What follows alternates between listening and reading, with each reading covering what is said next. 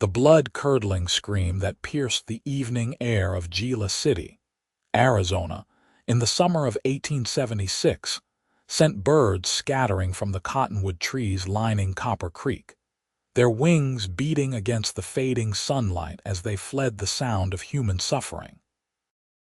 Zoe Keller clutched the edge of her kitchen table, her knuckles white, a trickle of blood running down her temple where her husband's wedding ring had caught her skin. The cast-iron skillet lay overturned on the floor, beans and cornbread scattered across the worn wooden planks like casualties of war. "I work from sunrise to sunset, and this is what I come home to." Benjamin Keller's voice was low and dangerous, the calm before another storm. "Burnt beans and charred bread." Zoe's gaze remained fixed on the floor. "I'm sorry, Ben." The stove was running hotter than usual, and Mrs. Patterson needed help with her baby, and the back of his hand silenced her explanations, sending her stumbling backward against the dry sink. At 32, Benjamin Keller had hands calloused from working the mines and a temper honed by disappointment. The gold rush that had drawn them to Arizona territory 3 years ago had yielded nothing but frustration and mounting debts. "I don't want excuses," he growled, unbuckling his belt. "I want a wife who knows her place." The leather hissed as it slid through the loops of his trousers. "Please, Ben," she whispered, her voice barely audible over the pounding of her heart. "Not again." At 27, Zoe Keller had been beautiful once. Even now, with her honey-brown hair falling in disarray around her face and a bruise blooming beneath her left eye, there was something striking about her features, a quiet dignity that Benjamin had been trying to break for years. "You need to be reminded of your duties," he said, folding the belt in half. The first lash caught her across the shoulder, and Zoe bit her lip until she tasted blood, determined not to scream again. The neighbors had stopped coming to check on the commotion months ago. In Gila City, a man's home was his castle, and what happened within those walls was his business alone. Or so everyone believed.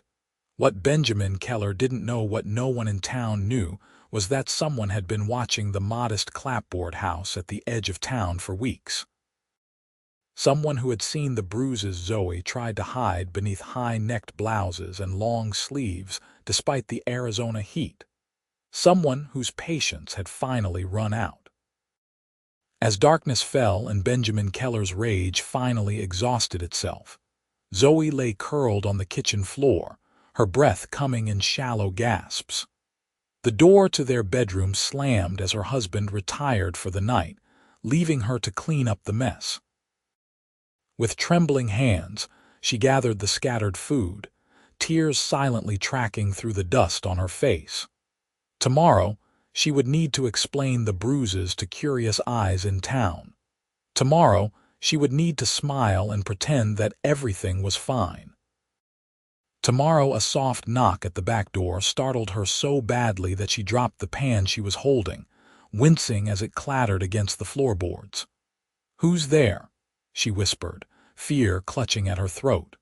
Visitors after dark were rare in Gila City, especially to isolated homes like theirs.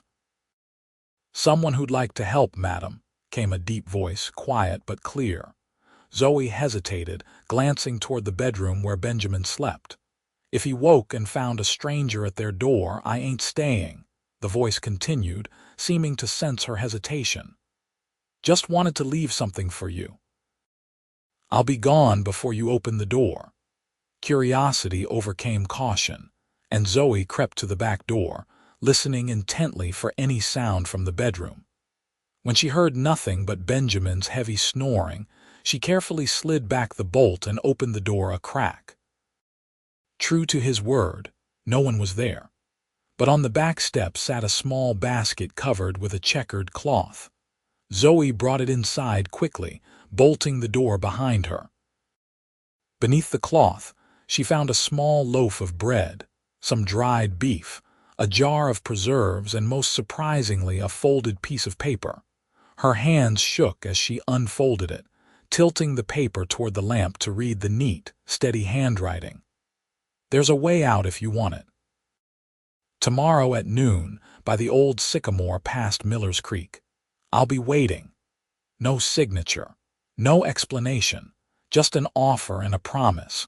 Zoe stared at the note until the words blurred before her eyes. In 3 years of marriage, 3 years of escalating cruelty, she had never considered leaving. Where would she go? How would she survive? Women alone in the territories faced dangers of their own kind. Yet as she touched her fingertips to her swelling cheek, something hardened within her. The basket and note suggested something she had almost forgotten existed: kindness from a stranger. She tucked the note into her pocket and hid the basket in the space beneath the floorboards where she kept her most precious possessions, her mother's cameo brooch, letters from her childhood friend in Pennsylvania, and now, a promise of escape. That night, Zoe slept on the kitchen floor, her body too sore to climb the stairs. But for the first time in years, her dreams weren't filled with dread of the coming day. Morning arrived with the relentless Arizona sun blazing through the kitchen window. Benjamin was already gone, having left for the mine before dawn as usual. Zoe moved gingerly about her chores, her mind racing with possibilities and fears. The mysterious note had said noon. She still had hours to decide. As she hung laundry on the line behind the house, Zoe caught sight of something moving along the ridge above their property, a rider on horseback, watching. When she raised her hand to shield her eyes from the sun, the rider tipped his hat before turning and disappearing over the hill. By 11 o'clock, Zoe had made her decision. She couldn't endure another beating. Whatever awaited her at Miller's Creek couldn't be worse than what she faced each evening when Benjamin returned home. She packed quickly, taking only what she could carry in a small satchel: a change of clothes, her mother's brooch, the remaining food from the stranger's basket, and the small amount of money she had managed to hide away over the years. With shaking hands, she scribbled a note for Benjamin and left it on the kitchen table. Zoe stepped out of the house that had been her prison for 3 years and began walking toward Miller's Creek, each step taking her farther from the life she knew and toward an uncertain future. The sun beat down mercilessly, and her bruised body protested the exertion, but she didn't stop. The old sycamore tree came into view just before noon, its massive trunk providing the only shade for miles around. As she approached, Zoe saw a horse tethered to a low branch, lazily swishing its tail at flies, and leaning against the trunk, hat pulled low over his eyes, was a man. He straightened as she approached, and Zoe's steps faltered. He was tall and broad-shouldered, dressed in the practical clothing of a cattleman: denim pants, checked shirt, and a vest worn soft with use. His face, partially shadowed by his hat, showed the weathering of someone who spent his days under the open sky. "Mrs. Keller," he said, his voice confirming he was the same man who had left the basket. "I wasn't sure you'd come." "I wasn't sure either," Zoe admitted, stopping several paces away. Up close, she could see he was younger than she had expected, perhaps 30 or 31. His eyes were a startling blue against his sun-darkened skin, and they showed no pity as they took in her bruised face, only a contained anger that made the hair on her arms stand on end. "Name's Brody, Xavier," he said, touching the brim of his hat. "I run cattle north of here." "How do you know who I am?" Zoe asked, clutching her satchel tighter. "Been delivering beef to Gila City for years," he replied. "Folks talk, and some things are hard not to notice." His gaze flickered briefly to the bruise on her cheek. Zoe's face heated with shame and anger. "So you know my private business and decided to involve yourself. Why?" Brody Xavier's expression didn't change, but something shifted in his eyes. "My mother died under the fists of a man who claimed to love her," he said simply. I was 12 and couldn't stop it. Now I can." The brutal honesty of his words struck Zoe silent. She'd expected many things: misplaced gallantry, perhaps, or even less noble intentions, but not this raw, shared understanding of violence. "What exactly are you proposing, Mr. Xavier?" she finally asked. "Safe passage to Tucson," he replied. "I've got business there and you'll be beyond your husband's reach.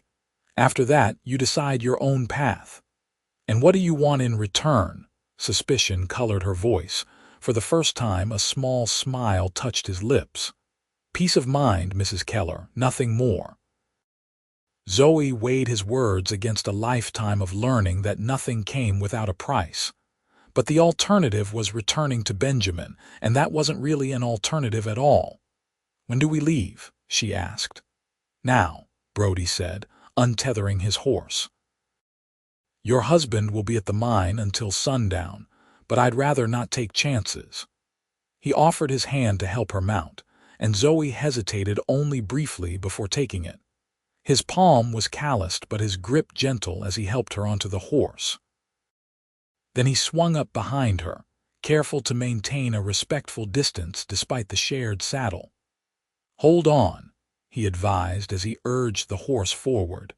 They rode in silence for the first hour, following a trail that wound through scrubland and rocky outcroppings. Zoe's thoughts churned with each mile they put between themselves and Gila City. Had she truly just abandoned her husband? What kind of woman did that make her? Second thoughts. Brody's voice came from behind her, as if he could read her mind. "Wondering what comes next," she replied, which wasn't entirely untrue. "One step at a time," he said. "First Tucson, then you decide." The simplicity of his plan was both reassuring and terrifying. Zoe had never made decisions for herself, not real ones. From her father's house to Benjamin's, her path had been chosen by others. "Why Tucson?" she asked. "I've got cattle to sell and supplies to buy," Brody explained.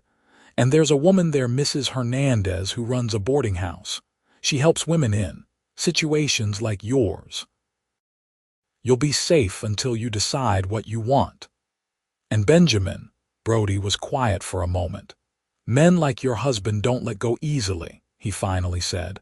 "But Arizona territory is vast, and you won't be where he expects to find you." The honesty in his answer was strangely comforting. No false promises, just practical truths. They made camp that evening in a small canyon, sheltered from view. Brody built a small fire and prepared a simple meal of beans and salt pork. As they ate, Zoe studied him covertly. There was an easy competence to everything he did, a man comfortable with himself and his place in the world. "How long have you been watching our house?" she asked suddenly. Brody set his plate aside. 3 weeks, he admitted. "Started the day I saw you at the general store with a split lip that you kept explaining away as clumsiness." Zoe looked away, embarrassed. "I didn't know what else to say." "You don't owe me explanations, Mrs. Keller." "Zoe," she said. "If we're traveling together, you might as well use my given name." He nodded. "Zoe, then." That night, Brody slept on the opposite side of the fire, his gun within easy reach. Zoe lay awake for hours, listening to the unfamiliar sounds of the desert night and wondering if Benjamin had found her note yet. Had he raged? Had he wept? Did it matter any more? Dawn broke with a chorus of desert birds, and they were on the trail again before the sun had fully risen. Brody set a steady pace, aiming to reach a water source by midday. The rhythm of the horse's gait and the vast openness of the land began to work a subtle change in Zoe. With each mile, the weight of her life in Gila City seemed to lighten. "There's something about the desert that puts things in perspective," Brody observed, noticing her gaze scanning the horizon. "Makes a person's troubles seem smaller against all this space, or makes you feel more alone than ever," Zoe countered. "That too," he agreed. They reached a small spring around noon and stopped to rest the horse and eat. Zoe winced as she dismounted, her bruised body stiff from riding. "We've got liniment in the saddlebags," Brody said, noticing her discomfort. "And we're not in such a hurry that we can't rest properly." "I'm fine," Zoe insisted, moving to help with preparing their meal. Brody stopped her with a gentle hand on her arm. "You don't need to prove anything to me," he said quietly. Something in his tone, respect without condescension, broke through Zoe's carefully maintained composure. To her horror, she felt tears welling in her eyes for the first time since she'd left Gila City. "I don't know what I'm doing," she whispered. "I've left everything I know for what? The word of a stranger, for a chance," Brody corrected. "And sometimes that's all we get." They stayed at the spring until late afternoon, giving both Zoe and the horse a chance to recover. As they prepared to leave, Brody handed her a small knife in a leather sheath. "Keep this on you," he said, "just in case we get separated." The implied trust in the gesture wasn't lost on Zoe. Benjamin had never allowed her to have so much as a paring knife that he hadn't personally approved. "Thank you," she said, tucking it into her boot where it would be accessible but hidden.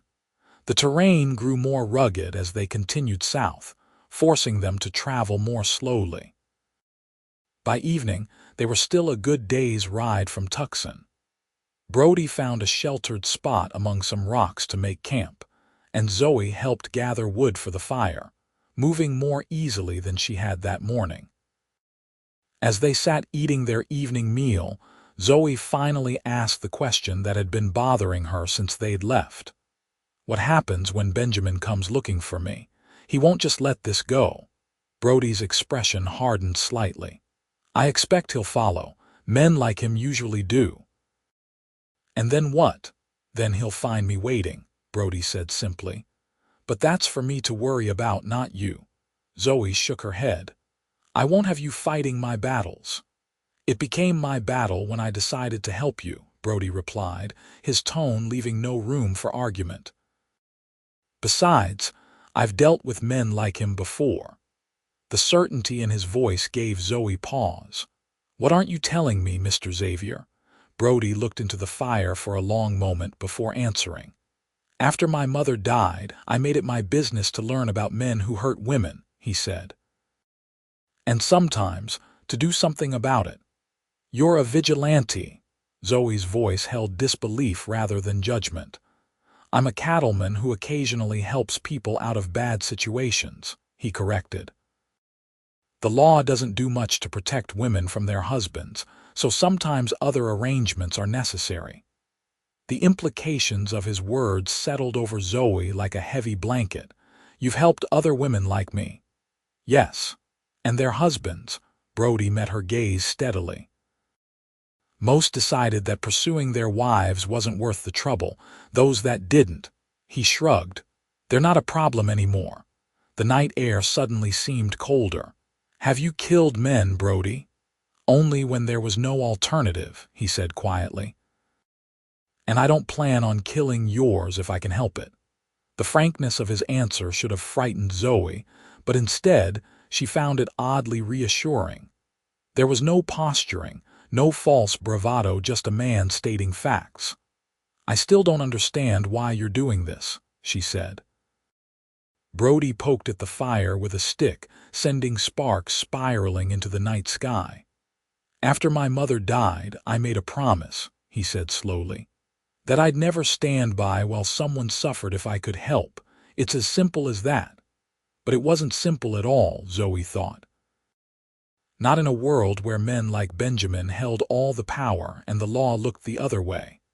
"Get some sleep," Brody advised, changing the subject. "We've got a long ride tomorrow." This time, Zoe did sleep, the exhaustion of the day's journey overtaking her anxiety. She dreamed of open spaces and endless horizons, and for once, not of Benjamin's fists. The next day dawned clear and hot. They broke camp early, hoping to reach Tucson before nightfall. As they rode, Brody pointed out landmarks and shared stories of his cattle drives, drawing Zoe out of her shell with his easy conversation. "How did you become a cattleman?" she asked as they paused to water the horse at a small creek. "Worked as a ranch hand after my mother died," he explained. "Learned the business from the ground up. Saved every penny until I could buy my own land and start my herd. No family," Brody shook his head. "Not anymore, but I've got good men who work for me, and that's something." There was a loneliness in his words that resonated with Zoe. Despite her marriage, she had been essentially alone for years. They were less than 10 miles from Tucson when disaster struck. The horse stepped into a prairie dog hole and went down hard, throwing both riders. Zoe landed in a patch of scrub, the branches cushioning her fall somewhat, but Brody hit the ground with a sickening thud.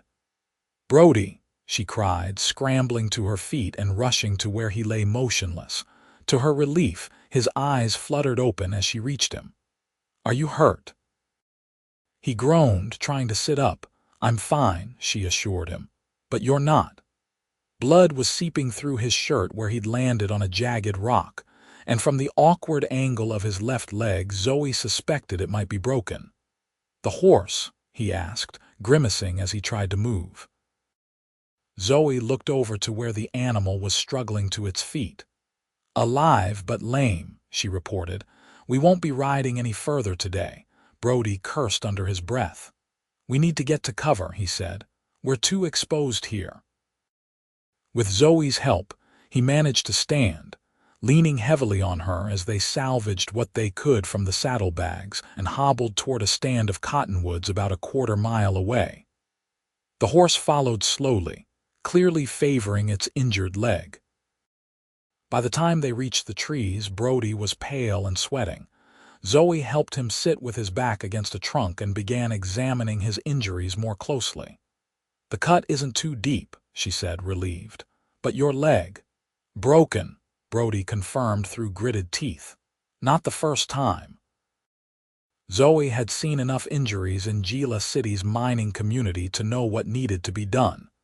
She found 2 straight branches and tore strips from her petticoat to fashion a splint. "This will hurt," she warned.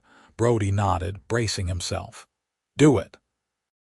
Despite his preparation, he couldn't suppress a shout when she pulled the bone back into alignment. Sweat beaded on his forehead, and his breathing was ragged as she secured the splint. "You've done this before," he observed once the worst of the pain had subsided. "Benjamin wasn't the only one in Gila City with a temper," she said. "And miners get hurt. You learn things." Night was approaching, and with it the reality of their situation. They were stranded, miles from Tucson, with limited supplies and an injured horse. "We need a new plan," Brody said, his voice weaker than Zoe would have liked. "You should take what supplies you can carry and continue to Tucson. Follow the creek it leads to the Santa Cruz River, which will take you straight to town." "I'm not leaving you," Zoe said firmly. "Don't be foolish," Brody argued. "I'll slow you down, and if Benjamin—" "I said no," Zoe interrupted. "We'll make camp here tonight and figure things out in the morning." Despite his protests, Brody knew she was right. Neither of them would get far in the darkness. Reluctantly, he let Zoe take charge of setting up camp, watching as she efficiently gathered firewood and prepared a meal from their remaining supplies. "You're good at this," he observed as she tended the fire. "At what?" "Taking care of things. People." Zoe looked up, surprised by the compliment. "Benjamin never thought so." "Benjamin is a fool," Brody said simply. The directness of his statement brought an unexpected smile to Zoe's lips. "Yes," she agreed. "He is." That night, Zoe stayed close to Brody, worried about the fever that had begun to set in. She bathed his forehead with water from their canteen and redressed his wound, grateful for the basic medical knowledge she had gained over the years. "Why didn't you ever leave before?" Brody asked during one of his more lucid moments. "Before I came along," Zoe considered the question seriously. Fear, she finally said, of being alone, of what people would say, of what might be worse than what I already knew. And now I'm still afraid, she admitted. But staying became the more frightening option. Brody nodded as if this made perfect sense. Courage isn't about not being afraid, he said softly. It's about what you do despite the fear. In the flickering light of the fire, his eyes held hers for a long moment, and Zoe felt something shift between them, a recognition, perhaps, of kindred spirits forged in different fires. By morning, Brody's fever had worsened. Zoe knew they couldn't stay where they were, they needed help, and soon. I'm going to look for help, she told him, pressing the last of their water to his lips. Too dangerous, he mumbled, his eyes glazed with fever. More dangerous than watching you die, she countered. I'll be back as soon as I can. Keep the gun with you. Before he could argue further, Zoe set out, following the creek as Brody had advised. She walked quickly, ignoring the blisters forming on her feet and the ache in her muscles. The desert landscape, beautiful in its stark way, seemed more threatening now that she was alone. She had been walking for perhaps 2 hours when she heard the sound of approaching horses. Instinctively, she ducked behind a large rock, peering out cautiously to see who was coming. 3 riders appeared around a bend in the trail, 2 men flanking a woman on a dappled mare. They were dressed for travel, with rifles slung across their saddles and canteens at their sides. Zoe hesitated. They could be anyone: outlaws, traders, travelers. But Brody needed help, and soon. Taking a deep breath, she stepped out from behind the rock, raising her hand in greeting. The riders pulled up sharply, hands moving to their weapons until they saw it was a woman alone. Help, Zoe called. Please, I need help. The woman, middle-aged with iron-gray hair twisted into a severe bun, was the first to respond. What's happened? She asked, her voice carrying a Spanish accent. My friend is hurt, Zoe explained quickly. His leg is broken and he has a fever. We were on our way to Tucson when our horse went down. The woman exchanged glances with her companions. Where is your friend now? About 2 hours back by the cottonwoods along the creek. And why should we help you? One of the men asked suspiciously. Ambushes ain't uncommon in these parts. Manuel, the woman chided, then turned back to Zoe. Forgive him, these are dangerous times. I am Elena Hernandez, and these are my sons. We are returning to Tucson from visiting family. The name struck Zoe like lightning. Mrs. Hernandez. Brody Xavier said you run a boarding house in Tucson, that you help women. Elena's expression sharpened with interest. You know Brody? He's the one who's hurt, Zoe explained. He was helping me. Get away from someone. Understanding dawned in Elena's eyes. Your husband, she guessed accurately. Zoe nodded, not trusting herself to speak. Elena turned to her sons, speaking rapidly in Spanish. They nodded, and one dismounted, offering his horse to Zoe. Manuel will ride with his brother, Elena explained. You will lead us to Brody, and then we will all return to Tucson together. Relief washed over Zoe like a cool rain. Thank you, she said, her voice breaking slightly. Thank you. The ride back seemed to take forever, but finally, they reached the cottonwood grove. Zoe's heart clenched when she saw Brody still lying where she'd left him, his face flushed with fever. Elena dismounted immediately and went to him, checking his pulse and examining the splint Zoe had made. You did well, she told Zoe approvingly. But the wound is infected. We must get him to town quickly.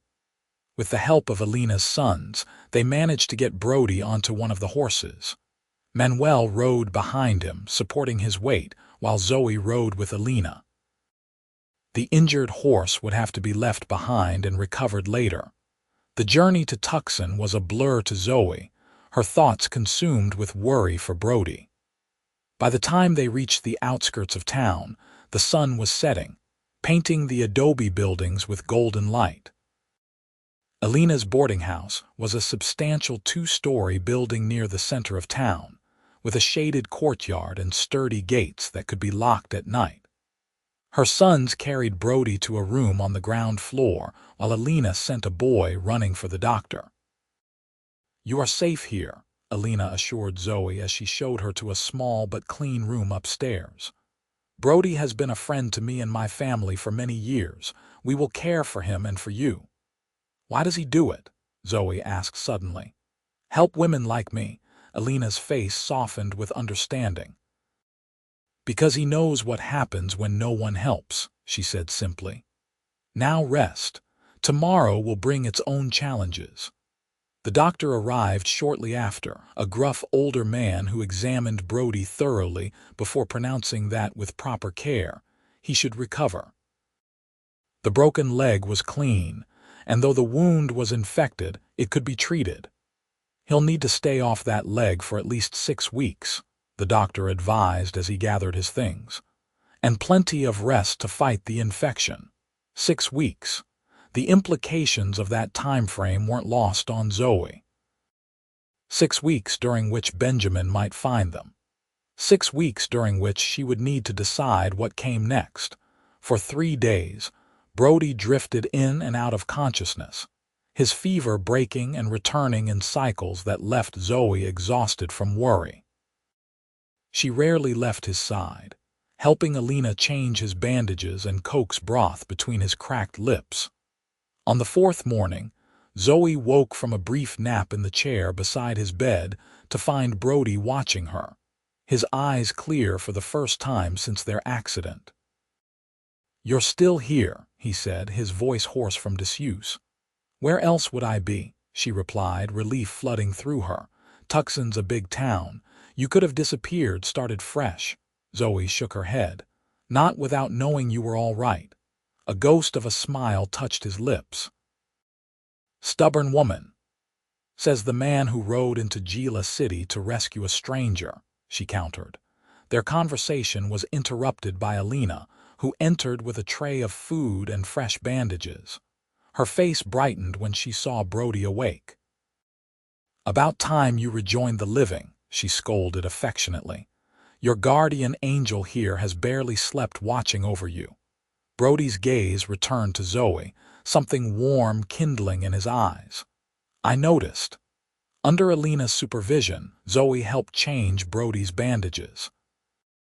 The wound was healing well, the angry red streaks of infection fading. His leg remained splinted, but the doctor had assured them that the bone was setting properly. "You'll be herding cattle again before you know it," Alina declared as she gathered the used bandages. "But for now you rest and let Zoe take care of you. She has quite a talent for it." After Alina left, an awkward silence fell between them. "You don't have to stay," Brody finally said.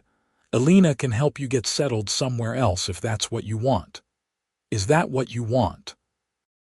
Zoe asked, surprising herself with the directness of the question. Brody's expression grew serious. "What I want doesn't matter. This is about your freedom, Zoe, your choices." "And if I choose to stay, then I'd be honored by your company," he said quietly. "But not out of obligation or gratitude." Zoe considered his words. Was that what this was, gratitude for her rescue? Or was it something else, something that had been growing since that first day under the sycamore tree? "I'm not staying out of obligation," she said finally. "I'm staying because I want to see what happens next." The smile that spread across Brody's face made her heart skip a beat. "Well then," he said, "I suppose we'll both find out." In the days that followed, as Brody grew stronger, Zoe began to explore Tucson. It was larger and more diverse than Gila City, with a substantial Mexican population and a bustling commerce driven by the railroad and cattle trade. Alina introduced her to shopkeepers and other boarders, helping her establish a place in the community. To earn her keep, Zoe began helping in the boarding house kitchen, discovering a talent for baking that soon had guests requesting her breads and pies specifically. The work was satisfying in a way that cooking for Benjamin never had been, perhaps because here, her efforts were appreciated rather than criticized. Brody watched her transformation with quiet admiration. The bruises had faded from her face, and with them, some of the wariness in her eyes. She laughed more easily now, her natural vivacity emerging from the shell of fear she had lived in for so long. "You're blooming," he observed one evening as they sat in the courtyard after dinner, enjoying the cooler air. "Like one of those desert flowers that appears after the rain." Zoe smiled at the comparison. "I suppose I am," she agreed. "It's strange to realize how much of myself I'd locked away." "Benjamin's loss," Brody said, "and the world's gain." Their conversation was interrupted by the arrival of one of Brody's ranch hands, a weathered man named Jackson who had ridden into town specifically to check on his boss. "The herd's fine," Jackson reported after the initial greetings. "But there's something you should know, boss. There's a fella been asking questions about you and a woman in Gila City." Described her pretty well honey-colored hair, green eyes. Zoe's blood ran cold. "Benjamin," she whispered. Brody's expression hardened. "Where was this?" "Phoenix, 3 days ago," Jackson said. "Heard it from Malcolm when I went to deliver those steers. Said the fella was offering money for information." "He won't stop," Zoe said, her voice tight with fear. "He'll keep looking until he finds me." Brody reached across the table and covered her hand with his. "Then we make sure he doesn't find you," he said firmly. "Or if he does, he finds you well protected." That night, Zoe couldn't sleep. The knowledge that Benjamin was actively searching for her brought all her old fears rushing back. She paced her small room, considering her options. She could leave Tucson, disappear into one of the larger cities like San Francisco or Denver. She could change her name, her appearance, but the thought of leaving, of never seeing Brody again, felt like a physical pain in her chest. A soft knock on her door startled her from her thoughts. Opening it, she found Brody standing there, leaning heavily on a crutch, his face etched with concern. "You should be in bed," she chided, stepping back to let him in. "So should you," he countered, "but I heard you pacing." Zoe sighed, gesturing for him to sit in the room's single chair while she perched on the edge of the bed. "I'm trying to decide what to do," she admitted. "About Benjamin," she nodded. "Part of me wants to run as far and fast as I can, but another part." "Another part?" Brody prompted when she trailed off. Zoe met his gaze directly. "Another part doesn't want to run anymore, doesn't want to let him control my life even from a distance." Something like pride flickered in Brody's eyes. "What do you want to do?" "I want to stay," she said simply. "Here in Tucson." She hesitated, then finished, "with the life I'm building." Brody nodded slowly. "Then we deal with Benjamin when he comes," he said, "together." "I won't let you fight my battles," Zoe insisted, echoing her words from their journey. "Not your battles," Brody corrected. "Our battle."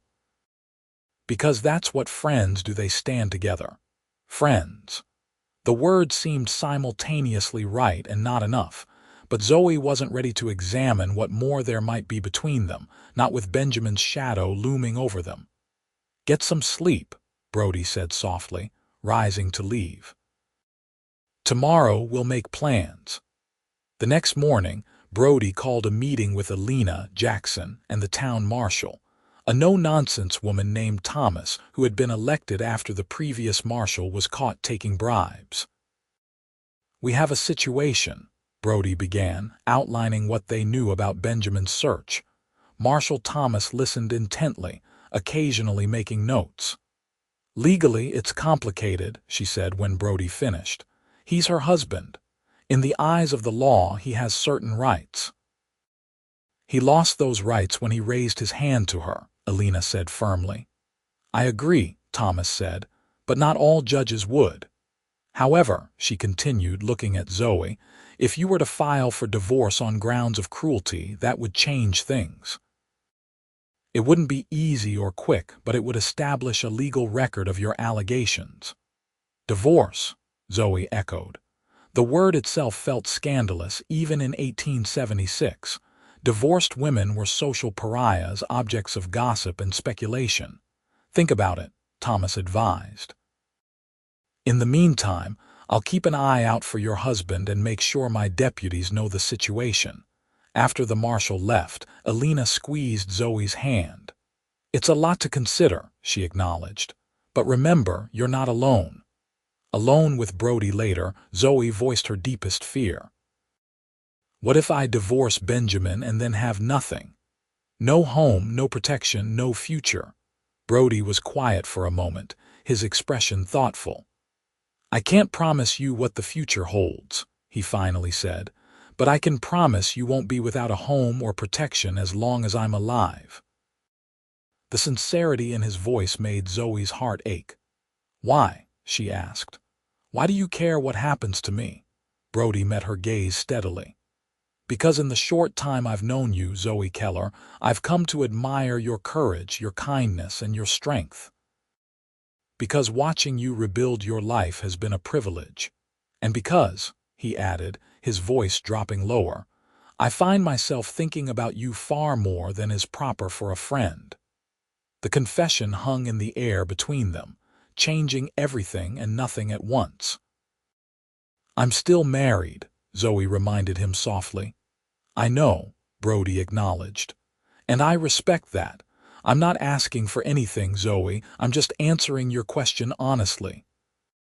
In that moment, Zoe realized that whatever happened with Benjamin, whether she ran or stayed, whether she sought divorce or not, her heart had already made a choice of its own. The next day, Zoe visited an attorney recommended by Marshal Thomas. The meeting was intimidating but ultimately productive. Arizona Territory's divorce laws were relatively progressive, allowing dissolution of marriage on grounds including cruelty, abandonment, and adultery. With witnesses to her injuries and a detailed accounting of Benjamin's abuse, the attorney believed she had a strong case. It won't be pleasant, he warned. Divorce rarely is, but it's possible. Zoe left his office with a mixture of fear and determination. That evening, she told Brody of her decision. I'm filing for divorce, she said as they sat in what had become their usual spot in the courtyard. Whatever happens with Benjamin, I need to be free of him legally. Brody nodded, his expression serious. It's a brave choice. It's the only choice that lets me move forward, Zoe replied. I can't build a new life while still legally bound to the old one. The implications of her words weren't lost on either of them. Building a new life, perhaps eventually with someone new. 2 weeks passed with no sign of Benjamin, though rumors reached them of a man matching his description in towns progressively closer to Tucson. Brody's leg was healing well, and he had begun to move around more easily, though still with the aid of a cane. Zoe's divorce petition had been filed, and notices would be published in newspapers across the territory, a legal requirement that would inevitably alert Benjamin to her whereabouts if he hadn't already discovered them. We should be prepared, Brody advised one evening as they walked slowly through the town plaza, a habit they had developed as his strength returned. Benjamin might come looking for you here once he sees the notices. I know, Zoe said, unconsciously moving closer to Brody's side. But I can't hide forever. No, he agreed. You can't. They had reached the edge of the plaza where a small church stood silhouetted against the twilight sky. On impulse, Zoe stepped inside, drawing comfort from the quiet sanctuary. Brody followed, removing his hat respectfully. I used to pray that Benjamin would change, Zoe said softly as they stood in the empty church. That he would become the man I thought I'd married. And now, Brody asked, now I pray for the strength to change myself, she replied. To become the woman I was meant to be before fear made me small. Brody reached for her hand, his calloused palm warm against hers. "You're already stronger than you know," he said. "Leaving takes more courage than staying ever could." They remained there in comfortable silence until the church caretaker came to light the evening candles, nodding politely to the couple before going about his duties. Outside, the first stars were appearing in the darkening sky as they made their way back to Alina's. The evening air was warm, carrying the sense of cooking from nearby homes and the distant sound of music from a cantina down the street. "I never thanked you properly," Zoe said suddenly. "For helping me, for risking yourself." "You don't need to thank me," Brody replied. "Seeing you now, that's thanks enough." The sincerity in his voice made Zoe's heart flutter in a way it hadn't since she was a girl. In the weeks since their arrival in Tucson, something had been growing between them, something deeper than gratitude or friendship. But neither had put it into words, constrained by the reality of Zoe's marriage and the uncertain future. As they reached the boarding house gate, Brody paused, turning to face her. In the lantern light, his features were cast in warm gold and shadow, his eyes intent on hers.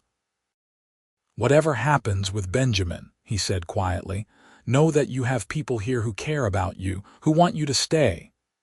Zoe found herself unable to look away from his gaze. "People," she echoed softly. A small smile touched his lips. "Well, one person in particular," he admitted. Before Zoe could respond, the moment was broken by shouting from inside the boarding house, angry male voices, and the sound of something breaking. Brody moved instantly, pushing open the gate and pulling Zoe behind him protectively. They entered the courtyard to find Alina arguing with a man whose back was to them, her sons flanking her with expressions of barely contained fury. "Where is she?" the man demanded, his voice slurring slightly. "I know she's here." Zoe froze, her blood turning to ice. She would know that voice anywhere. Benjamin.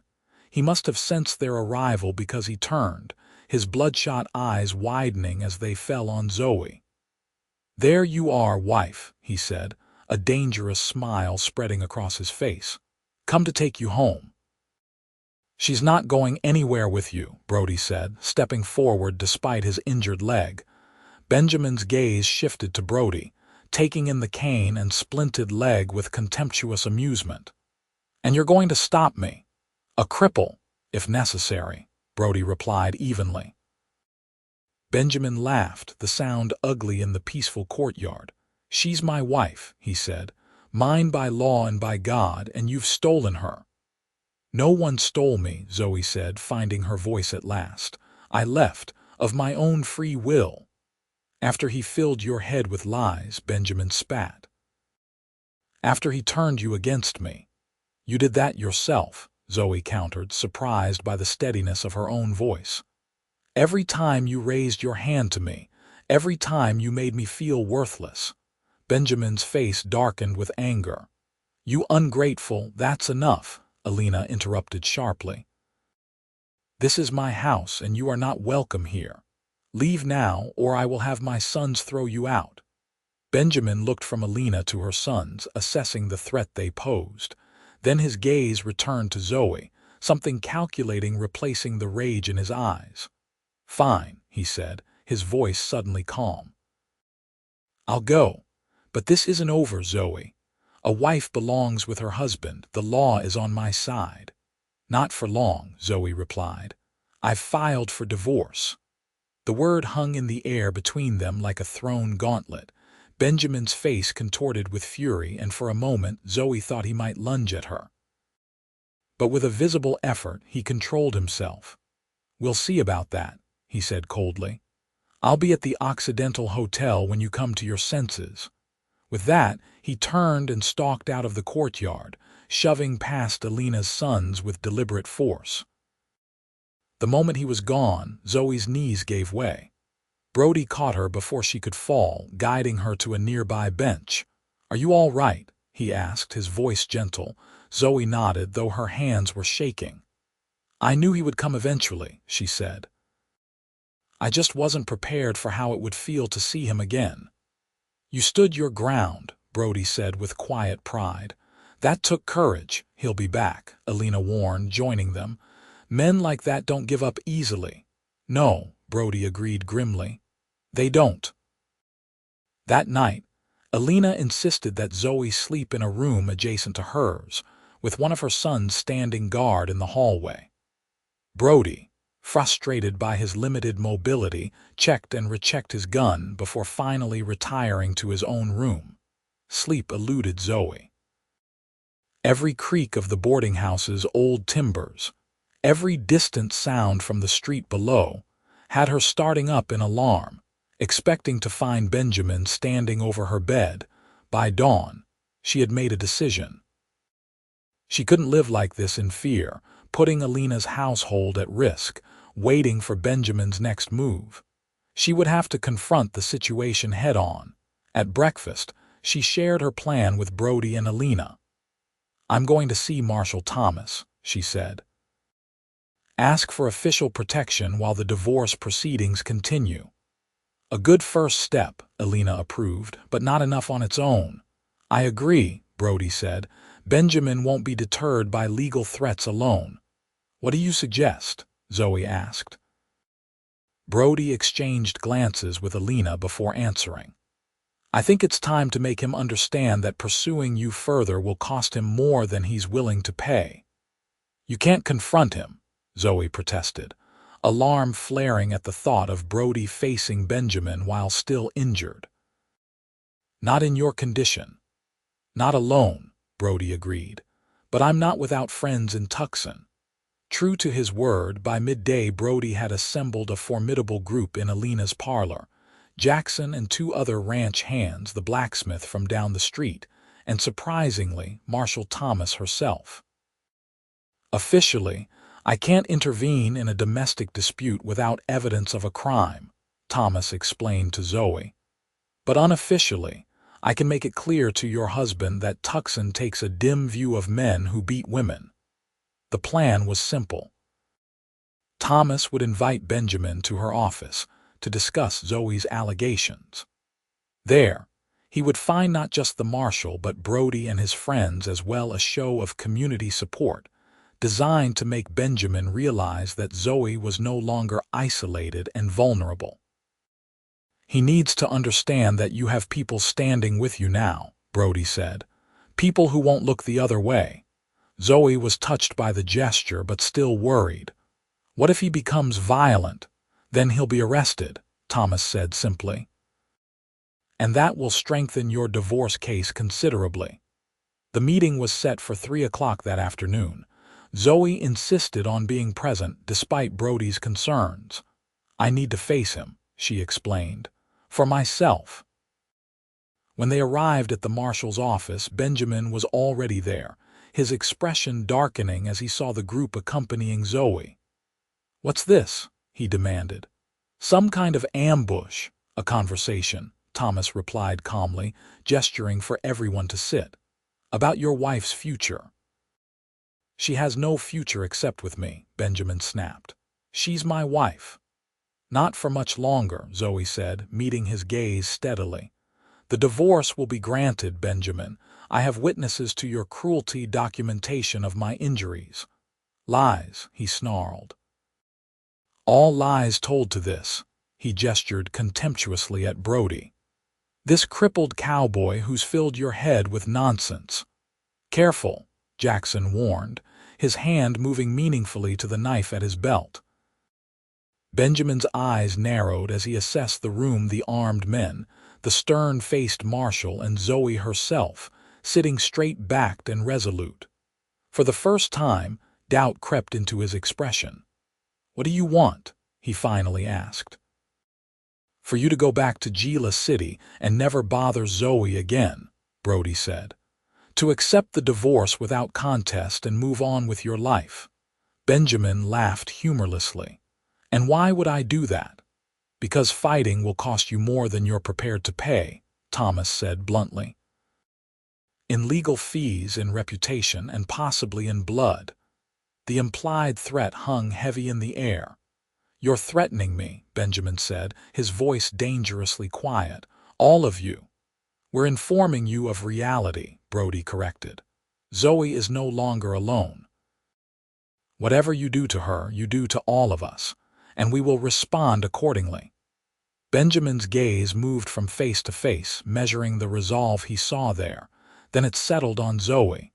"You think you've won," he said, his voice cold with hatred. "You think these people will protect you forever. But they won't. And when they tire of you, when they see you for the worthless creature you are, you'll regret this day." Zoe felt the old fear rising in her chest but pushed it down ruthlessly. "No, Benjamin," she said quietly. "The only thing I regret is every day I spent believing I deserved your cruelty." Something in her calm defiance seemed to enrage Benjamin more than any threat could have.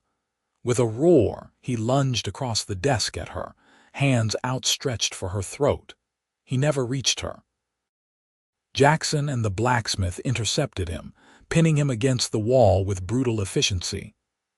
Marshal Thomas rose calmly from behind her desk, retrieving a pair of handcuffs from a drawer. "Benjamin Keller, you're under arrest for attempted assault," she said, her voice crisp and official. "You'll be held until the circuit judge arrives next week." "You can't do this," Benjamin shouted as the cuffs closed around his wrists. "She's my wife." "Not anymore," Brody said, moving to stand beside Zoe, who had risen from her chair. "Not in any way that matters." As Benjamin was led away to the jail cells behind the marshal's office, his curses echoing through the building, Zoe felt a strange sense of emptiness. For so long, her life had been defined by fear of this man, fear that had shaped her choices, her movements, even her thoughts. And now, "It's over," Brody said softly, as if reading her mind. "He can't hurt you anymore." But it wasn't quite over. The legal process of divorce would take months, and Benjamin would eventually be released from jail. Yet something fundamental had changed. The power he had held over her was broken, shattered by her own courage and the support of those who now stood with her. "What happens now?" she asked as they left the marshal's office, stepping into the warm afternoon sunlight. "Now," Brody said, "you live, however you choose." In the weeks that followed, Zoe did just that. With Benjamin in jail awaiting the circuit judge's arrival, she was free to move about Tucson without fear. She continued working in Alina's kitchen, her reputation as a baker growing to the point where local restaurants began ordering her breads and pies. Brody's leg healed steadily, and as his mobility improved, he began making plans to return to his ranch north of town. "You're leaving?" Zoe asked when he mentioned his plans one evening as they sat in the courtyard. "The ranch needs attention," he explained, "and I can't impose on Alina's hospitality forever." Zoe nodded, trying to hide her disappointment. Of course he would leave. He had a life, responsibilities, a future that had nothing to do with her. "When will you go?" she asked, keeping her voice carefully neutral. "End of the week," Brody replied. Unless, Zoe prompted when he didn't continue. Brody seemed uncharacteristically hesitant. "Unless you might consider coming with me," he finally said. "Not as anything improper," he added quickly. "Alina's niece runs the house for me. You'd have your own room, complete propriety. But the ranch could use a good cook, and he paused, then finished simply, "I would miss your company." The offer took Zoe by surprise. "You want me to come to your ranch?" "Only if you want to," Brody clarified. "You've built a good life here in Tucson. I wouldn't ask you to leave that behind unless it was something you truly wanted." Zoe considered his words carefully. Tucson had become a haven, a place where she had begun to rediscover herself. But it was also the place where Benjamin would eventually return once his case was resolved. And while she no longer feared him as she once had, the thought of possibly encountering him on the street or in a shop still made her uneasy. More than that, though, was the realization that her feelings for Brody had grown deeper with each passing day. The thought of him leaving, of perhaps seeing him only occasionally when he came to town for supplies, left an ache in her chest that she couldn't ignore. "I'll come," she said softly, "if you're sure it's what you want." The smile that lit Brody's face was answer enough. "It's what I want," he assured her. "More than I can say." The ride to Brody's ranch took the better part of a day, following the Santa Cruz River northward through increasingly rugged terrain. As they crested a hill in late afternoon, Zoe got her first view of what would be her new home. The ranch spread across a valley nestled between two ridges, green with the water from a creek that bisected the property. A substantial log house stood on a slight rise, flanked by a barn, bunkhouse, and various outbuildings. Cattle grazed in the distance, dark specks against the golden grass. "It's beautiful," Zoe said, genuinely impressed by the prosperity evident in every well-maintained structure. Brody nodded, a hint of pride in his voice as he said, "Took 10 years to build it up from nothing, but it's home." They were greeted at the house by Alina's niece, Maria, a cheerful young woman who managed the domestic affairs of the ranch with quiet efficiency. She showed Zoe to a comfortable room on the second floor, with windows that looked out over the valley. "Mr. Xavier said you're to have whatever you need," Maria told her. "The kitchen is yours whenever you want it." The kitchen, Zoe discovered, was spacious and well-equipped, clearly the domain of someone who valued good food. As she explored the cupboards and pantry, she felt a sense of rightness, of belonging that she hadn't experienced in years. Life at the ranch quickly settled into a pleasant rhythm. Zoe took over most of the cooking, delighting in preparing meals for Brody and his ranch hands. Her breads and pies became legendary among the men, who would invent excuses to come to the main house in hopes of securing extra portions. Brody, fully recovered now, spent his days working alongside his men, returning each evening with tales of the day's events. After dinner, he and Zoe would often sit on the porch, watching the sunset paint the sky in shades of gold and crimson. It was during one such evening, nearly a month after their arrival at the ranch, that a rider approached from the direction of Tucson. Brody tensed slightly, his hand moving instinctively toward the gun he still wore at his hip. But it was only Jackson, returning from delivering cattle to a buyer in town. He dismounted wearily, accepting the cup of coffee Zoe offered with a grateful nod. "News from Tucson," he said, settling onto the porch steps. "That husband of yours has been released." Zoe's hands tightened around her own coffee cup. "What happened with the judge? Fined him for the disturbance and let him go," Jackson reported. "But there's more. Seems he's left Gila City for good. Sold his claim to another miner and headed east, according to Alina." The relief that washed over Zoe was so intense that she had to sit down. "He's gone, appears so," Jackson confirmed. "Alina said to tell you the divorce proceedings are continuing as planned. With him gone, it might even go faster." That night, after Jackson had retired to the bunkhouse and the ranch was quiet, Zoe found herself unable to sleep. She slipped downstairs and out onto the porch, where the night air was cool and sweet with the scent of sage. She wasn't entirely surprised to find Brody already there, sitting in one of the wooden chairs, a glass of whiskey in his hand. "Couldn't sleep?" he asked as she joined him. Zoe shook her head. "Too much to think about, Benjamin." "Partly," she admitted. "It's strange to think he's just gone. After he was such a shadow over my life for so long." Brody sipped his whiskey thoughtfully. "Some shadows fade faster than others once you shine a light on them."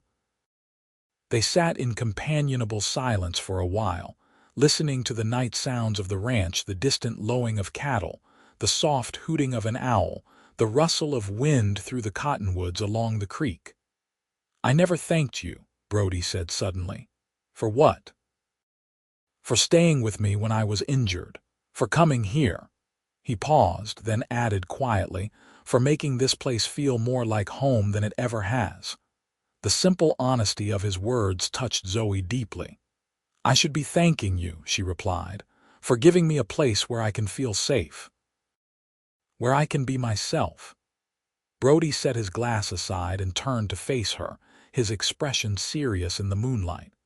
Zoe, I want you to know something. When your divorce is final, if you decide you want to leave, to make your own way somewhere else, I'll understand. I'll help you get wherever you want to go. Is that what you want? She asked, her heart suddenly pounding. For me to leave? God, no, he said with unexpected vehemence. What I want, he stopped, then began again more carefully. What I want doesn't matter. Your freedom does. Your choices. Zoe reached out and took his hand, her fingers twining with his. What if my choice is to stay? She asked softly. Not as your cook or Alina's niece's helper, but as something else. The hope that kindled in Brody's eyes made her breath catch. What something else did you have in mind? He asked, his voice rough with emotion. Instead of answering with words, Zoe leaned forward and pressed her lips to his, a gentle kiss that nonetheless held the promise of more. When she pulled back, Brody looked stunned, as if he'd been struck by lightning. Are you sure? He whispered. We could wait until the divorce. I've waited long enough for happiness, Zoe interrupted. Haven't you? His answer was to pull her into his arms, his kiss deeper and more certain than hers had been. When they finally parted, both breathless, Brody rested his forehead against hers. I've been falling in love with you since that day under the sycamore, he confessed. But I never thought, I know, Zoe said, understanding all he didn't say. I never thought I could feel this way either. Safe, happy, cherished. The word hung between them, a stark contrast to all she had experienced with Benjamin. Where her husband had sought to diminish her, Brody had only ever tried to help her grow. Where Benjamin had demanded subservience, Brody offered partnership. I do cherish you, Brody said softly. More than I can say. They stayed on the porch until dawn, talking about everything and nothing, their pasts, their hopes, the future they might build together once Zoe was legally free. As the first light of day painted the eastern sky with pale gold, Brody kissed her once more, then said reluctantly, The men will be up soon. We should probably. Zoe nodded, understanding the need for discretion. Until her divorce was final, they would need to be careful of appearances. But the knowledge of what waited on the other side of that legal process made the waiting more bearable. The divorce was granted 4 months later, on a crisp autumn day when the cottonwoods along the creek had turned to gold. Zoe received the news via a letter from her attorney, delivered by the weekly mail rider. She found Brody in the barn, repairing a saddle, and wordlessly handed him the letter. He read it quickly, his expression shifting from concern to joy as he understood its contents. It's done, Zoe said simply. Brody set the saddle aside and stood, closing the distance between them in 2 strides. Completely free, he agreed, taking her hands in his. So what happens now? Zoe asked, though she already knew the answer. Brody's smile was slow and sure. Now, he said, echoing his words from months ago, you live, however you choose. With you, Zoe clarified. I choose to live with you. 2 weeks later, they were married in the small church in Tucson, with Alina, her sons, and Maria in attendance, along with Brody's ranch hands and Marshall Thomas. The ceremony was simple but joyful, a celebration not just of their union but of the journey that had brought them together. I never thought I'd cook for a husband again, Zoe confessed that night as they sat before the fire in what was now their shared bedroom. After Benjamin, Brody took her hand, his thumb tracing gentle circles on her palm. You don't have to cook for me, Zoe, he said seriously. Not ever if you don't want to. Zoe smiled at the earnestness in his voice. But I want to, she explained. That's the difference. With Benjamin, it was demanded. With you, it's a choice. My choice. Understanding dawned in Brody's eyes. Freedom isn't about what you do or don't do, he said slowly. It's about choosing for yourself. Exactly, Zoe agreed, leaning forward to kiss him. And I choose you. Every day. Spring brought new life to the ranch calves in the pastures, wildflowers carpeting the hillsides, and the news that Zoe was expecting their first child. A baby, Brody said in wonder, his hand gentle on her still flat stomach. Our baby. The awe in his voice brought tears to Zoe's eyes. This was what marriage should be, a partnership of equals, a shared joy in life's blessings. Their son, Samuel, was born on a stormy November night, with Maria serving as midwife and Brody pacing anxiously outside the bedroom door until the infant's first cry split the air. When Brody entered the room to find Zoe cradling their son, his face reflected such profound love that Zoe felt her heart might burst with happiness. "He's perfect," Brody whispered, carefully taking the tiny bundle into his arms, just like his mother. As Samuel grew, so did the ranch. Brody's careful management and Zoe's contributions, not just in the home, but in the business decisions they now made together, led to increasing prosperity. They added more land, more cattle, and eventually more children, a daughter, Grace, born 2 years after Samuel, and another son, Thomas, 2 years after that. Life wasn't always easy. The Arizona territory could be harsh, with droughts that threatened the herd and winters that isolated the ranch for weeks. But through it all, Brody and Zoe faced each challenge together, their partnership stronger for the trials they overcame.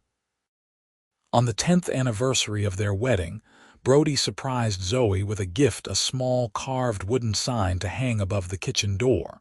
It read simply, "Cook when you want, how you want, if you want." Zoe laughed through her tears as she read it. "You remembered," she said, touching the carved letters reverently. "I remember everything," Brody assured her, drawing her into his arms. "Every moment since you walked up to that old sycamore tree, looking scared but determined to take control of your life." "Best decision I ever made," Zoe said, resting her head against his chest. "For both of us," Brody agreed, kissing the top of her head. "For both of us."